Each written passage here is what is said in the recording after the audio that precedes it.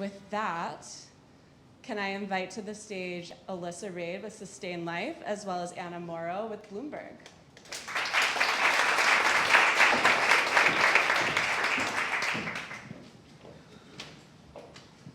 All right, thank you both for being here today. So Alyssa, I know you work for a software company that actually does carbon accounting. So people put their data in, your software solution calculates that. But I want to ask you a question about like boundaries of emissions, right? So we have these 3 scopes. There's a ton of different things that can fall into scope 3. Everyone's operations look a little different. Their size is different. Their industry sector is different. So I want to just ask: does every company account for carbon with those same boundaries in mind, or are there kind of things that get left out or decisions that get made? Yeah, great question. And the short answer is no. No, I won't say no to companies do it the same way, but I think the big picture to keep in mind with carbon accounting is it's really complex because companies are very complex and their operations and their corporate structure is very complex. And so when you start with corporate carbon accounting, there is the gold grail that dictates how you do this. It's called the Greenhouse Gas Protocol. For any professionals that do this work, that is probably your holy grail, Bible, whatever your most important book is. And it actually has whole sections dedicated to how you determine the boundaries of your corporate structure that you're reporting for. And so there's organizational boundaries and there's operational boundaries. So without getting too much into the details, let's just talk about organizational boundaries for a second. So this is really your corporate structure, right? Companies are complicated. There's joint ventures, there's subsidiaries, there's partnerships, there's all different kinds of ownership structures. Certain industries even more complicated than other ones. And so when you're starting carbon accounting, the first thing you do is you identify those organizational boundaries and the approach that you want to take. And when you open up the Greenhouse Gas Protocol and you go to the section, there's different ways you do that. There's what's called the operational control approach, financial control approach, and equity control approach. And operational is kind of the most intuitive. It's basically any entity that your business has operational control of, meaning it can implement and execute operating policies, count for 100% of all those emissions. You're responsible for them, you're making those operating decisions, so every entity, subsidiary, whatever, 100%. If you don't have operational control in your corporate structure, maybe you're an investor, but you don't have operational control, exclude it. Then you can use the financial control approach. Very similar logic, but it's about having financial control, being able to have economic gain from financial decisions. And then there's equity share. So let's say you invest in a company and you own 10%. You can use the equity approach to say 10% of that company's emissions are all mine. And so that's like the most simple that I think one can explain consolidation approach.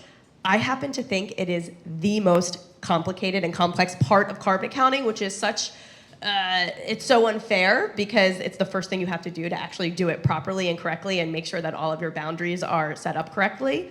And so it's really challenging. And so I think for this room, just know that like you're really starting up a very steep hill of knowledge and understanding in setting those boundaries. And so if it seems overwhelming and complicated, it's because it is, because corporate structures are complicated. A moment on the operational boundaries. So Nicole just went over those scopes. Scope 1, 2, 3. We like to shorthand them as burn, buy, beyond in terms of what the activities you're doing to get those emissions. And not every company, not every sector does the same activities. So you can be a services company, and the activities your company does look very different than if you're in oil and gas or if you're in agriculture.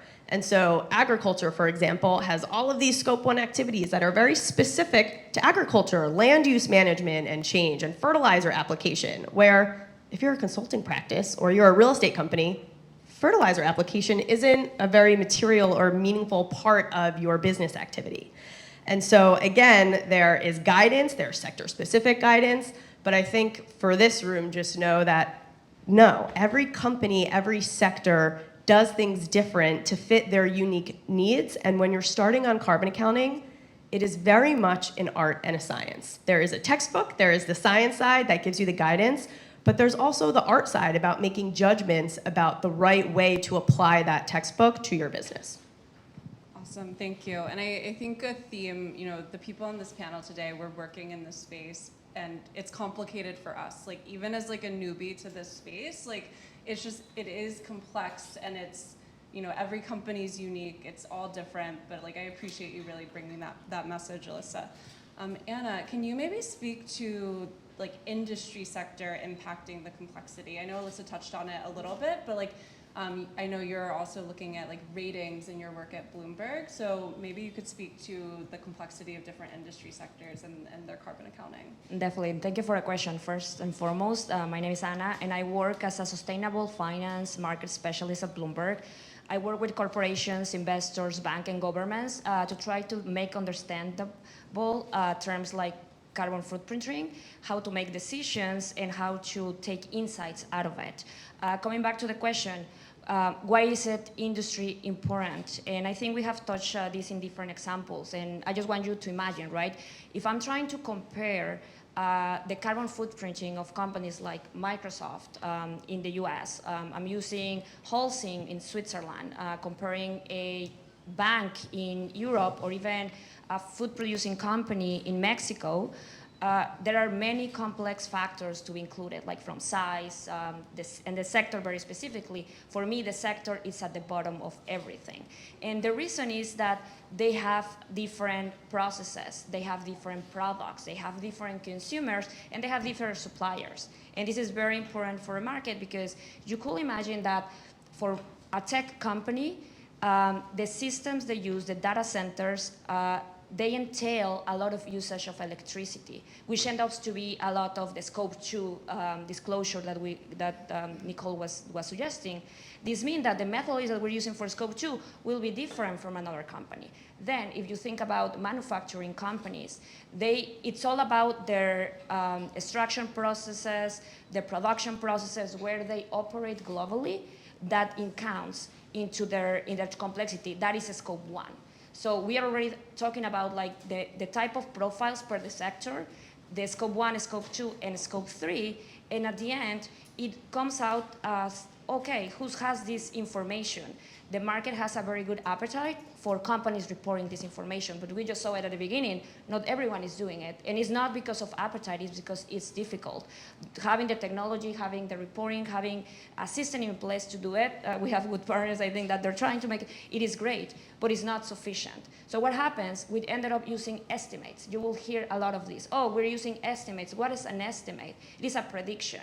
It is, I would say, using a model with a lot of assumptions. We'll try to determine, oh, we're using the best estimate for this company in this sector.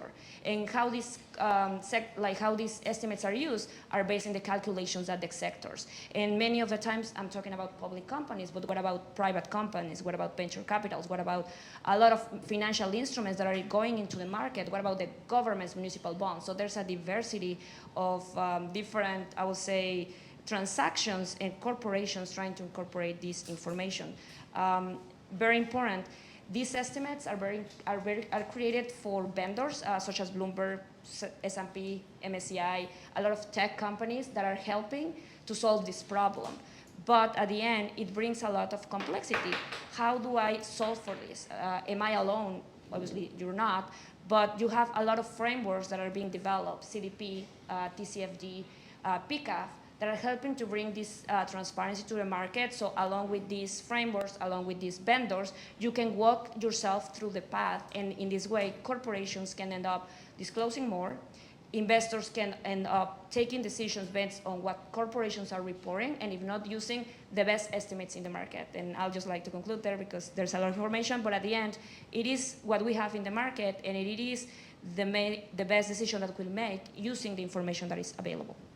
Thank you for that important point. We don't have, we don't have carbon meters in every room and on every vehicle and, on every manufacturing facility. Like in this world where we use the best data we have to estimate emissions and do calculations, it is complex, but it's also kind of the best thing we've got, and there are protocols to guide you.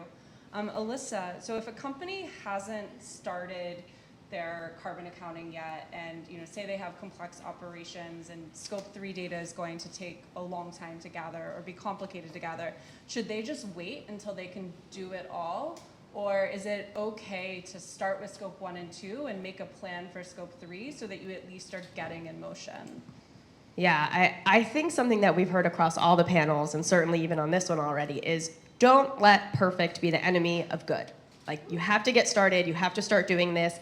So much in carbon accounting, so much with sustainability and ESG is a data problem, right? We just don't have access to good quality, granular, resolute data. Nicole just said, it's not like everything gets sub-metered. Electricity is great. You have a good landlord, you're in a good space, you have sub-metered electricity, you know every single kilowatt hour that's coming to your space. Maybe you have it on specific loads and equipment and processes, like that's great.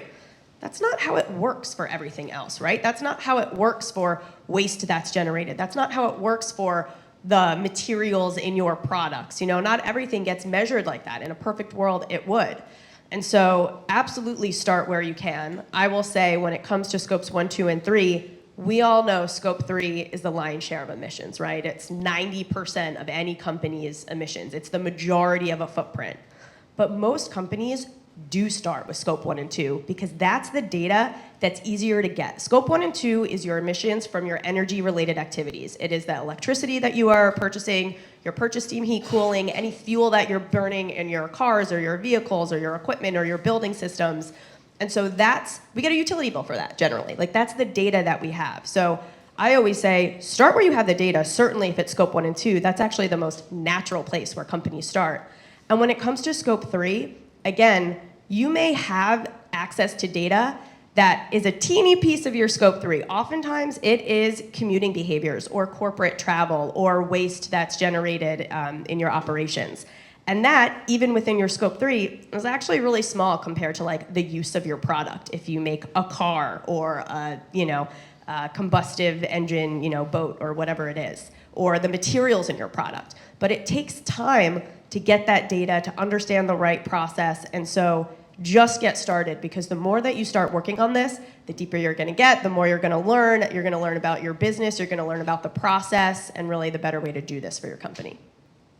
Thank you so much. And I think something that's a really important concept in this space is just continual improvement, right? Like you might get started with one approach for scope 3 and then build out better data sets, or start refining your approach, or maybe your suppliers will start actually giving you data because you've put contractual agreements into place. So just because you're in one spot today, you can keep making progress. You can refine your methodologies to get progressively more accurate. So that's, I think, in getting started, like you shouldn't aim for perfection. You should just aim for making progress. Anna, so beyond overall carbon footprint, which is a really important metric for looking at for companies, but can be really hard to compare apples to apples, how can a company benchmark against its peers?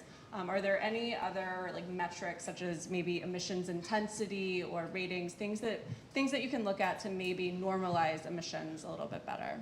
Definitely, and I think you added a lot of context. When you think about greenhouse emissions or carbon footprinting, you think about absolutes. But then if you compare a bigger company with a smaller company or sectors, it's not easy to compare. And that's where the concept of intensity comes. And like simple physics, right? Like it is power divided by the area. So in search of how to do it in business, we're using this concept of totals, absolutes, divided by what is accepted in the market. And to do comparison between companies, the most standard is using revenue of the corporation. So the bigger the revenue, sometimes the bigger the greenhouse emissions, is not always the case, but also EBIC. EBIC is a concept you will hear, and it relates to the market value of the company using the cash components of it and other assumptions, which are not easy to explain, but basically is the value of the company. These are the standards. Basically, this is the area in which the absolute emissions are divided. It is a very good metric to start comparison across industries, and I'll start saying, like, why do you want to do a peer comparison? Companies do it from a perspective of, can I compare my targets? Can I compare my intensities against my peers to know if I'm better?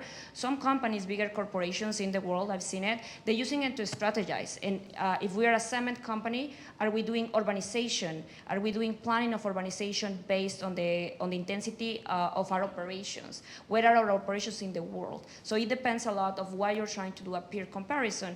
Peer comparison is also used by investors to try to understand better what are the companies that are incorporating into their their portfolios, whose companies banks are lending to, and why are we lending them to. So peer comparison becomes a very, I would say, interesting tool into incorporating from the perspective of the intensity itself. Second part of the question is, how do we integrate more metrics? And you'll find in the market, there's plenty of information. I think if something is about this era that we are, is that data. Data is available for pretty much a lot of information that we need. However, how do we integrate it? How do we use non-financial data into financial decisions from the corporations or from the investor perspective? It is about how do we normalize this information. There's a lot of now, I would say, from the market, a lot of usage of impact materiality. So how do we know that aside of the carbon footprinting, we're introducing risk into the market or to the corporation from the perspective, like we're doing transitions to energy. Are we using lithium more in our production? Think about Tesla or think about automobile companies. Oh, are we introducing any labor corporation problems into the mines that they're doing? Is that substantially material in my operation? For a technology company, again, right, it's not like we can just cut the scope 2 emissions because it's more intense, because we need to protect data privacy. We need to protect clients' privacy using this information worldwide. So it becomes important that the strategies this corporation makes sense with what they are trying to accomplish at the same time that they're trying to lower their emissions. Coming back to the question, how do we use ratings, how do you use scores in the market? Is not always for everyone just to say, oh, I have a great score on ESG, which probably means nothing. It's all about, oh, in my search of lowering emissions, how do I integrate this analysis risk into say, is it okay the direction I'm taking the risk of data privacy, supply chain, governance, and so on that are integrated into factors like ESG. Thank you so much. And while we're still up here on stage, I actually want to pull up a slide that just might feel overwhelming. I think as you've sat in Climate Week sessions this week or even today, we've now heard a ton of acronyms. You know, Anna used some, TCFD, SBTI. I just want to say that it's confusing and there's a lot of ABCs. A lot of vocabulary, and some of that vocabulary is changing. But these frameworks are intended to provide guidance on what to disclose, how to quantify emissions, what emissions are important based on different industries. For example, the Sustainable Accounting Standards Board has guidance for separate industries. So I put this up not to overwhelm you, because I actually think I learned new acronyms this week already, and I think we will all continue to do so. They will continue to evolve and emerge, but they're really important as we work to progressively disclose more of our impacts, disclose our carbon footprints. So with that kind of wraps up our carbon accounting and reporting section, and I'm actually going to turn it over to carbon credits and all things carbon. So thank you both.